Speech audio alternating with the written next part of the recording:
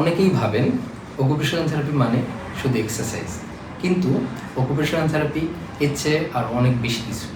Hello, আমি মোহাম্মদ মাহমুদুল হাসান সচিব, একজন পেডিয়াট্রিক অকুপেশনাল থেরাপিস্ট। বর্তমানে শিশুদের ডেভেলপমেন্ট নিয়ে কাজ করছি holistic autism therapy centre and special স্কুলে।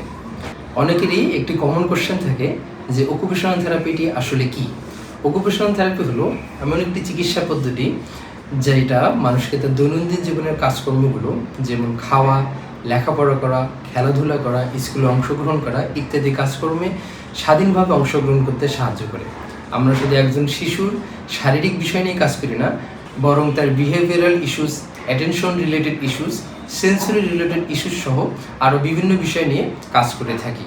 যেমন আমরা যদি একটু উদাহরণ দিই, যেমন একটি শিশু সে পেন্সিল ধরতে পারে না বা ক্লাসে বসে থাকতে পারে না, সেক্ষেত্রে একজন অকুপেশনাল থেরাপিস্ট সেই শিশুর সমস্যাগুলো খুব তাড়াতাড়ি আইডেন্টিফাই করবে এবং সেগুলোকে ধাপে ধাপে ইমপ্রুভ করার চেষ্টা করবে। অকুপেশনাল থেরাপির মূল উদ্দেশ্যটা কী আসলে?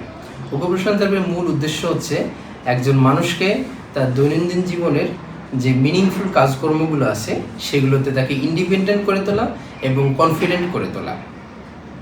আমরা একজন শিশুকে শুধু স্কিলসে শেখাই না, বরং আমরা এটাই এনশিওর করি যেন সে রিয়েল লাইফে পার্টিসিপেট করতে পারে।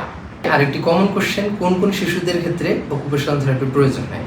অনেক শিশুর ক্ষেত্রেই অকুপেশনাল থেরাপির প্রয়োজন হয়, যেমন নিউরোলজিক্যাল ডিসঅর্ডার যে সকল পেশেন্ট বাচ্চা আছে অথবা নিউরো ডেভেলপমেন্টাল যে ধরনের বাচ্চা আছে তাদের ক্ষেত্রে অকুপেশনাল থেরাপির প্রয়োজন হয়। যেমন আমরা যদি বলতে পারি autism spectrum disorder, ADHD, cerebral পলসি, epilepsy, learning disability, sensory related issues, communication disorders, intellectual disability সহ আরও বিভিন্ন ধরনের রোগের ক্ষেত্রে অকুপেশনাল থেরাপি প্রয়োজন হয়ে থাকে।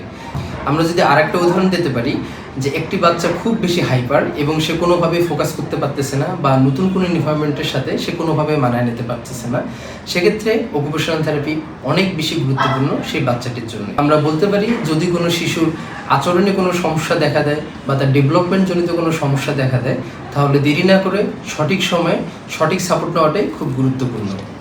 কারণ সঠিক সময়ে যদি একটি বাচ্চা অকুপেশনাল থেরাপি সঠিকভাবে পেতে পারে, তাহলে সেটা তার জীবনে খুব বড় ধরনের পরিবর্তন নিয়ে আসতে পারে।